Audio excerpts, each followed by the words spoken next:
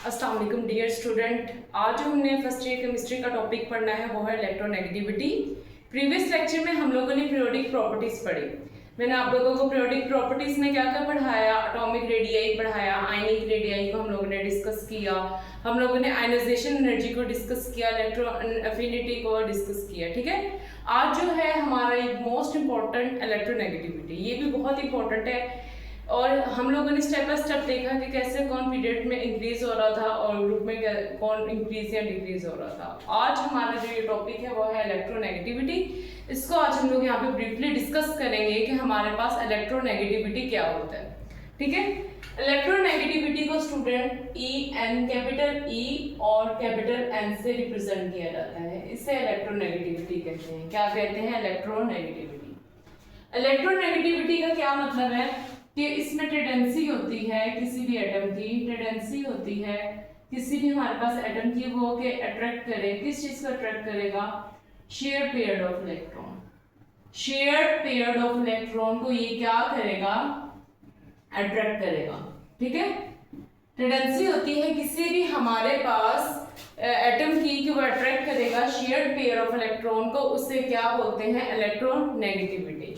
जैसे for example हम लोग बात करें, यहाँ पे एग्जांपल भी तो देखनी है आगे कैसे हमारे पास इलेक्ट्रोनेगेटिविटी का कॉन्सेप्ट है। ये हमारे पास हाइड्रोजन है। आपको पता है हाइड्रोजन की क्या इलेक्ट्रॉनिक कॉन्फ़िगरेशन है? 1s1। इसके आउटर मोस्ट शेल में एक इलेक्ट्रॉन है। दूसरा केस ले लें आप क्लोरीन का। क्लोरीन के आउटर मोस्ट शेल में कितने इलेक्ट्रॉन है? 7। इसकी इलेक्ट्रॉनिक कॉन्फ़िगरेशन क्या है? 1s2, 2s2, 2p। हमारे पास क्या होगा इसमें? 2p 7, सॉरी 2 4 और 2p 5। ठीक है, इसके आउटर मोस्ट शेल में हमारे पास कितने इलेक्ट्रॉन होते हैं? 7 होते हैं। तो इसका ऑक्टेट जो है ना फिर जब कंप्लीट होता है। ठीक है, देखिए आउटर मोस्ट शेल में ये बैलेंस शेल है, इसमें 5 और 2 कितने हो गए? 7। तो इसको कितने इलेक्ट्रॉन की जरूरत है? 1 इलेक्ट्रॉन की जरूरत है। अब ये क्या होगा? हाइड्रोजन से ये 1 इलेक्ट्रॉन ले लेगा और इसका ऑक्टेट क्या हो जाएगा? कंप्लीट हो जाएगा और इनके दरमियान में एक बॉन्ड बन जाएगा। क्या बन जाएगा? एक बॉन्ड बन जाएगा। अब देखें, अब क्या है कि टेंडेंसी होती है शेयर्ड पेयर ऑफ इलेक्ट्रॉन अपनी तरफ खींचने की। क्लोरीन जो है इलेक्ट्रोनेगेटिव है। ये क्या करेगा? इन दोनों ने म्यूचुअल शेयर किया हुआ इलेक्ट्रॉन को। जो म्यूचुअल शेयरिंग ऑफ इलेक्ट्रॉन होती है उसे कोवेलेंट बॉन्ड बोलते हैं। बट इसकी इलेक्ट्रोनेगेटिविटी ज्यादा होने की वजह से ये हाइड्रोजन के इलेक्ट्रॉन को अपनी तरफ अट्रैक्ट करेगा।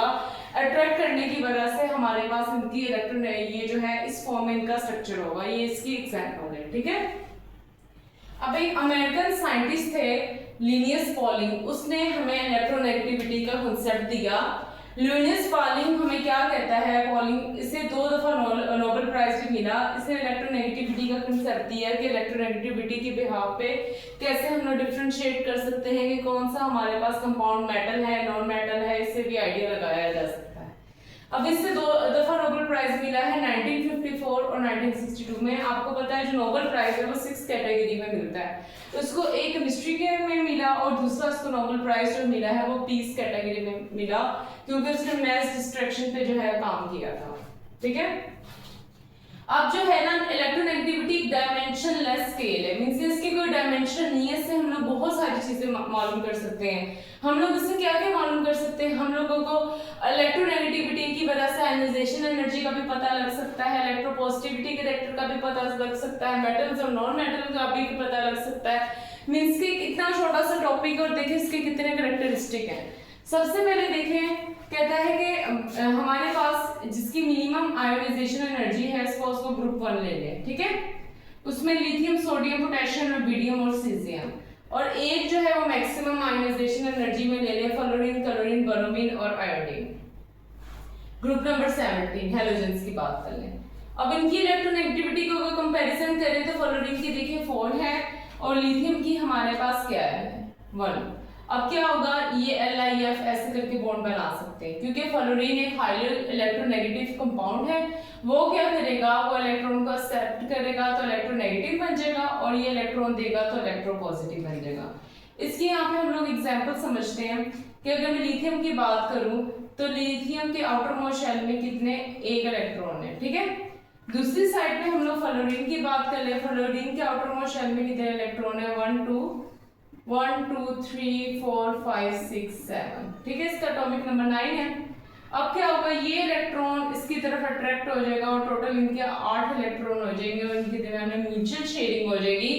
इस म्यूचुअल शेयरिंग होने की वजह से क्या होता है, टेंडेंसी होती है अट्रैक्ट कर ले शेयर्ड पेयर ऑफ इलेक्ट्रॉन को, उसे हम लोग क्या बोलते हैं? उसे हम लोग इलेक्ट्रोनेगेटिव बोलते हैं। ऐसे ही NaCl आपको पता है जो नमक साल्ट बन जाता है, KBr पोटेशियम ब्रोमाइड है, रुबिडियम आयोडाइड बन सकता है, सीजियम आयोडाइड बन सकता है। तो ऐसे कैसे भी यहाँ पे क्या होता है, इनके आपस में रिएक्शन होते हैं। ठीक है, अब देखिए जो इलेक्ट्रॉन देता है, जब ये इलेक्ट्रॉन अपना देगा तो इस पे क्या आ जाता है? पॉजिटिव, मतलब इलेक्ट्रॉन दे रहा है।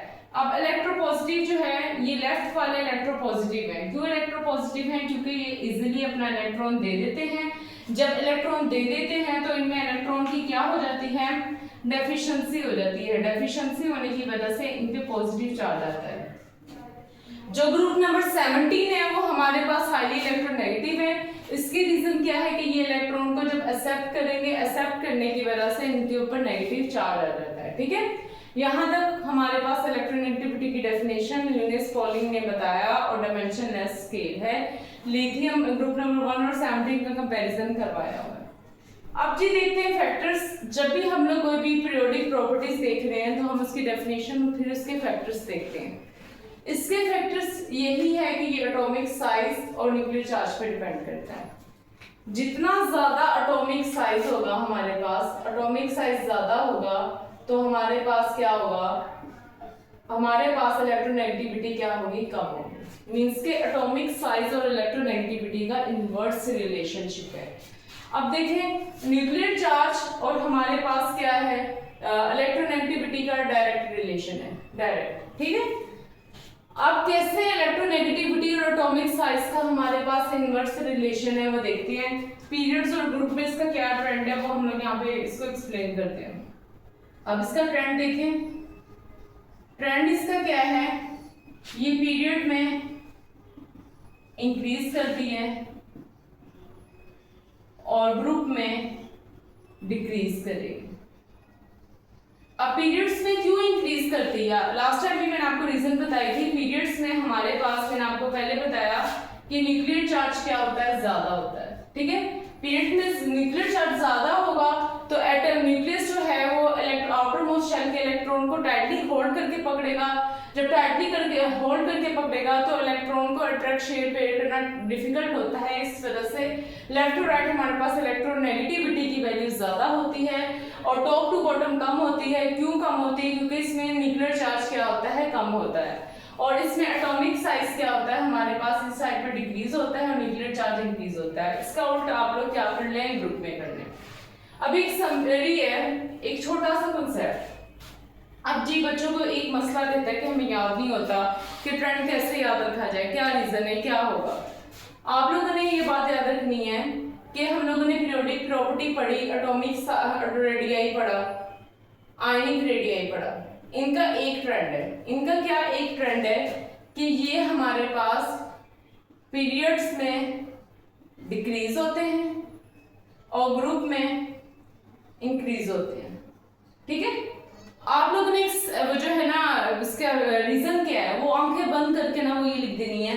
पीरियड में क्या होता है? बिकॉज न्यूक्लियर चार्ज ज्यादा होता है, एटॉमिक साइज कम होता है और शील्डिंग इफेक्ट रिमेन सेम होता है। ग्रुप में आप लोगों ने क्या रीजन रख देनी है? इसमें कर देना है कि न्यूक्लियर चार्ज कम होगा, एटॉमिक साइज हमारे पास ज्यादा होता है, शील्डिंग इफेक्ट क्या होता है? ज्यादा होता है। बस ये रीजन लिख देगा जिससे नहीं याद होता। अब है आयनाइजेशन एनर्जी, इलेक्ट्रॉन अफिनिटी और इलेक्ट्रोनेगेटिविटी। इन तीनों का एक ट्रेंड है। इन तीनों का जी क्या ट्रेंड है वो देखते हैं हम लोग। इन तीनों का हमारे पास ट्रेंड क्या होगी? किस साइड पे इंक्रीज होती है और हमारे पास किस साइड पे ये क्या होगी? डिक्रीज होगी। इसको देखते हैं। ठीक है, इसको यहाँ पे हम लोग देखेंगे। सबसे पहले देखिए ionization energy, electron affinity, electronegativity. ये तीनों पीरियड्स में क्या होती हैं? इंक्रीज होती हैं। अगर आपसे पूछ ले क्यों जी, क्यों इंक्रीज हो रही है, आपने कहना है क्योंकि न्यूक्लियर चार्ज ज्यादा होता है, शील्डिंग इफेक्ट रिमेन सेम और एटॉमिक साइज क्या होता है? कम होता है। ठीक है, ये फैक्टर भी याद रख लें। और अगर आपसे कोई पूछ ले कि ग्रुप में क्यों कम हो रही है, तो आप लोगों ने वही बताना है कि न्यूक्लियर चार्ज ग्रुप में क्या होता है, कम होता है, शील्डिंग इफेक्ट ज्यादा होता है और एटॉमिक साइज भी ज्यादा होता है, ठीक है। बट एक्सेप्शन जैसे मैंने आपको आयोनाइजेशन एनर्जी की बताई थी, आयोनाइजेशन एनर्जी की क्या थी कि हमारे पास कैसे आयोनाइजेशन एनर्जी की एक्सेप्शन देखनी है कि ग्रुप नंबर हमारे पास 3 और 6 जो है उनकी आयोनाइजेशन एनर्जी कम होती है। ऐसा ही इसका 2 है, ग्रुप नंबर 5 हमारे पास जैसे 15 बोर है और 18 इसकी एक्सेप्शन है, और इलेक्ट्रोनेगेटिविटी में कोई एक्सेप्शन नहीं है, ठीक है। सबसे हाईएस्ट इलेक्ट्रोनेगेटिविटी फ्लोरीन की है जो है वो 4। अब देखिए पीरियोडिक टेबल में इधर टॉप टू बॉटम हमारे पास एटॉमिक रेडियस अभी आपको बताया था इंक्रीज होता है, और आयोनाइजेशन एनर्जी इलेक्ट्रॉन अफिनिटी भी टॉप टू बॉटम देखिए कम होगी, वैसे ऊपर जाते हुए ये इंक्रीज हो रही है, ठीक है। इस साइड पे जो एस ग्लोब वाली साइड है ये सारे यहाँ पे मेटल्स हैं। मेटल्स आपको पता है ये इलेक्ट्रोपॉजिटिव होते हैं, क्या होते हैं, इलेक्ट्रोपॉजिटिव इन कैरेक्टर, और जो नॉन मेटल्स होते हैं वो इलेक्ट्रोनेगेटिव होते हैं। इससे मेटल्स और नॉन मेटल्स का भी पता चलता है। इन शॉर्ट इलेक्ट्रोनेगेटिविटी होती क्या है, इसमें टेंडेंसी होती है अट्रैक्ट करने की शेयर पेयर ऑफ इलेक्ट्रॉन को। ये सब कॉन्सेप्ट था इलेक्ट्रोनेगेटिविटी के बारे में। इंशाल्लाह नेक्स्ट हम मेटेलिक कैरेक्टर को पढ़ेंगे। Thank you.